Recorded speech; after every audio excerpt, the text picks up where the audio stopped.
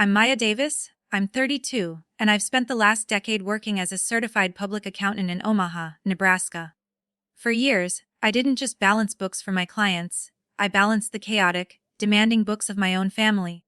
I poured every available cent of my savings, money intended for my own retirement and future security, into keeping them afloat. This wasn't just a few bucks here and there. This meant covering massive hospital bills after Arthur. My father had his emergency heart surgery. It meant paying for my sister Scarlett's endless college tuition. And it meant replacing the entire roof of their home after a particularly brutal Nebraska ice storm. I even made the most profound sacrifice of my career, turning down a senior partnership opportunity in Chicago, a real chance to secure a comfortable retirement, just to stay anchored here, close enough to rush to their rescue. Then, at our family dinner table, the one I'd recently paid to have professionally refinished, Dad cleared his throat. "We've decided, Maya," he said, his voice firm, final. "The house, the savings, the residual life insurance. Everything goes to your sister, Scarlett. She deserves it for her business dreams." My stomach twisted into a knot. Mom, Eleanor, nodded slowly, her eyes avoiding mine. "She's got such big plans," she whispered, as if my years of tangible sacrifice were suddenly erased by Scarlett's vague, unproven ambition. I gripped my water glass, my knuckles white. Their words, "Your sister deserves it," hit me like a physical punch. All those late nights balancing their tangled ledgers, all those weekends spent fixing their messes, every dollar I'd put toward their comfort was dismissed. They didn't see me. They expected me to simply keep playing the dutiful daughter, quietly pouring my paychecks into their lives, until I had nothing left for myself. I wanted to scream, to shatter the crystal silence of that dining room, but my heart was racing. That night, something broke in me. They had taken everything I gave and simply handed the reward to her. If you've ever been the unsung hero of your family, only to be pushed aside when the rewards were handed out, please smash that like button right now and share this story. You won't believe the betrayal I uncovered next, or how I finally used my financial skills to take back my life. The stack of sacrifices, a decade of invisible duty. As the untouched plates cooled before me, my mind reeled, doing the cruel math of my past decade. 5 years ago, Dad's emergency surgery left us with a brutal, unexpected bill for over 15 zalazards. Mom called me past midnight, her voice shaking, saying they had no way to pay their deductible. I wired the money by morning, draining my entire emergency savings. Money meant for a down payment on my own condo. Dad gave me a quiet glance when he left the hospital, a look that spoke of relief, but he never mentioned the money again. I told myself it kept him breathing, and that was enough. Next came Scarlett's college tuition. She swore a degree in business entrepreneurship was her ticket to a grand, wealthy life. I covered $10,000 a year for 3 years. My own rent and car payments were barely manageable, but I made it work, believing in her potential. She stumbled through classes, prioritized parties over books, and barely graduated. Her ensuing string of failed ventures, a boutique specializing in artisanal candles, a short-lived luxury pet grooming trailer, ate up money and her focus, but I stayed silent, still signing checks to keep her dreams alive. 2 summers ago, a massive storm tore through Omaha, shredding the roof of the family home. Mom called, pleading that they would lose the house without immediate repairs. I paid $8,000 for a new, sturdy roof, taking on extra hours at my accounting firm to claw the money back. I still see that dark, shingled roof when I pass by, a painful marker of what I gave up. But the deepest, sharpest cut was the Chicago opportunity. A top-tier firm offered me a senior accountant position with an $85,000 base salary, plus partnership track. It was my chance to build a substantial retirement portfolio, to finally break free of Omaha and build a life for me. I said no. Leaving felt like betraying my parents, so I stayed, tethered to this city, this duty, this silent obligation. All the money I gave them, the hospital bills, the tuition, the repairs, went to keep their lives stable, while Scarlett burned through her own inheritance on designer clothes and weekend getaways. I had seen the receipts when Mom handed me their tangled credit card statements to sort. I never said a word, just kept silently paying. My apartment stayed bare, my savings shrank, but I believed family meant giving until it stung. That night, their faces around the table came into a sharp, painful focus. "The house and our savings are going to Scarlett," Dad repeated, his eyes filled with self-satisfaction. She deserves it for her dreams. The house I'd helped keep standing. The savings I discreetly propped up. They were handing it all to her. I'd poured years into their stability, and they acted like I was nothing but a convenient shadow. Scarlett leaned back, a smug glint in her eyes.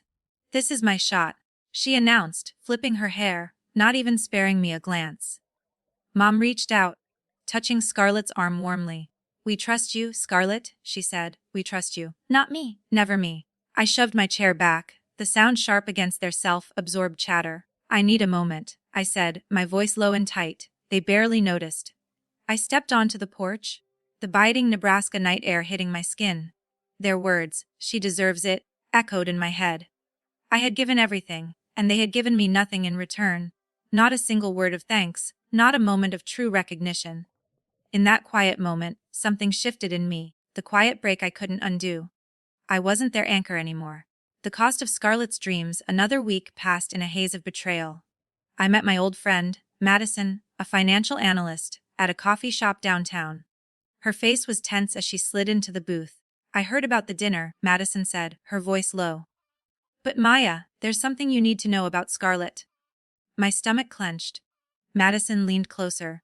"She's been burning through money. New cars, fancy international trips. All on credit cards your parents didn't know about. She's racked up a mountain of debt, and it's tied directly to your parents' house." I froze. Scarlett's spending wasn't news, but tying it to the very home I'd fought to keep standing felt like a violent slap. Madison pulled out her phone and showed me a screenshot from a contact at the local loan office. It confirmed that Scarlett had used the house as collateral for her personal, undisclosed debts, without Eleanor or Arthur knowing.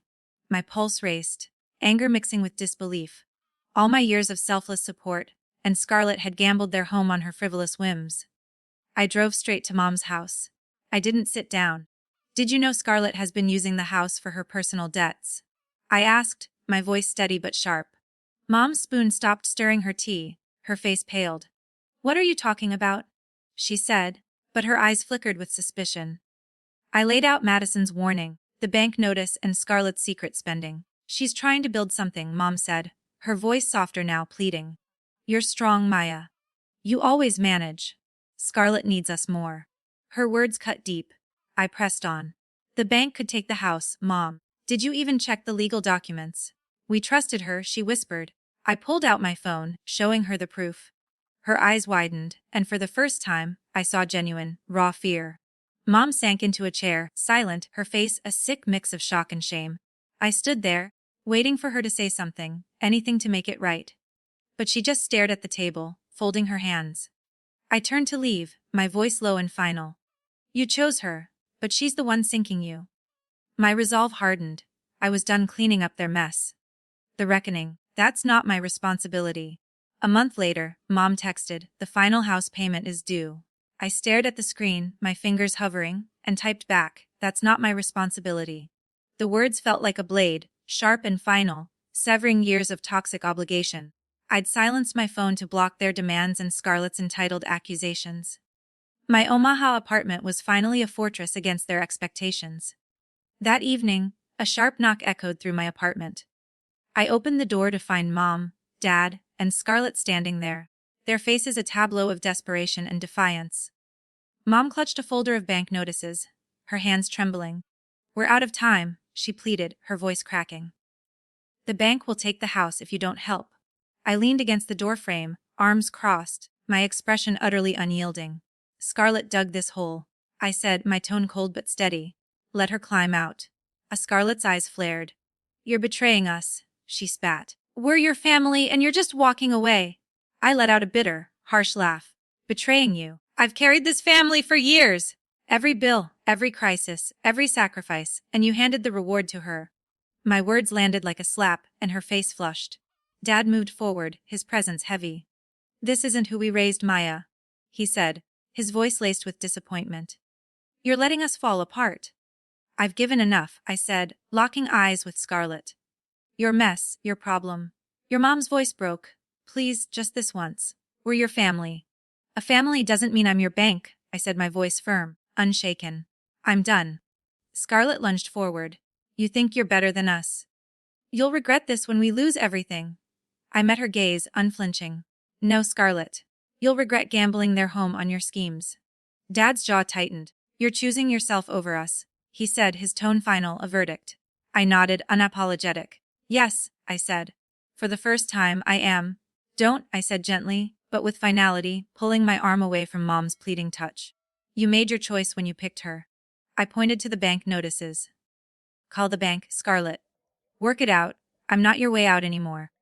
Her defiance finally crumbled, replaced by fear. I closed the door, the click echoing in the stillness. The final consequence and the lesson weeks later, the truth came crashing down for everyone. A neighbor sent me an article from Omaha's local paper. The headline, Stark Local Family Loses Home to Foreclosure. The house, the one I'd poured my heart and retirement savings into saving for years, was gone. Scarlett's reckless, secret spending was finally exposed when the bank seized the property. Scarlett's social media went silent. Friends who had believed her earlier lies began messaging me with apologies. A local business owner, who had questioned me earlier, called to say he had heard the real story. Scarlett's debts, her refusal to act, her dragging her parents down with her. The judgment of the community had shifted. Mom called one evening, her voice thin and tired. We're staying with friends. We lost everything, she added, quietly. Scarlett's gone. She left town. My chest tightened, not with guilt, but with ultimate clarity. Scarlett had run, leaving Eleanor and Arthur to face the wreckage alone. I'm sorry it came to this, I said, my tone steady. But it wasn't my fault. Mom didn't argue. Her silence was a reluctant, final admission. Dad never called. I looked out at the Omaha skyline, feeling unburdened by their expectations for the first time in years. I started saying no more often, not just to them, but to anyone who demanded too much of my time or peace. My future, once fading, was now brightly visible. I wasn't running from family, I was choosing to survive. This journey taught me the hardest lesson of all, a truth that is vital for anyone who has worked their entire life. Family doesn't mean owing someone your life, your career, or your secure retirement. Setting firm, unshakable boundaries is not selfish. It is necessary for your survival and for protecting the legacy you've worked so hard to build. Loyalty shouldn't come with a price tag that empties your own bank account. I lost their love, perhaps, but I finally gained my freedom and secured my own future. To everyone who has followed this difficult journey, I am grateful you've stayed with me until the very end. If you've ever had to draw a hard line to protect your own future, I want to hear your story. Please share your thoughts in the comments below. What would you have done when your own retirement security was at risk? And if you found value in my story of standing firm, please like this video and subscribe to the channel to see more stories about boundaries, resilience, and protecting the life you've earned. Hit that notification bell so you don't miss any new videos. Your support helps us share these vital lessons.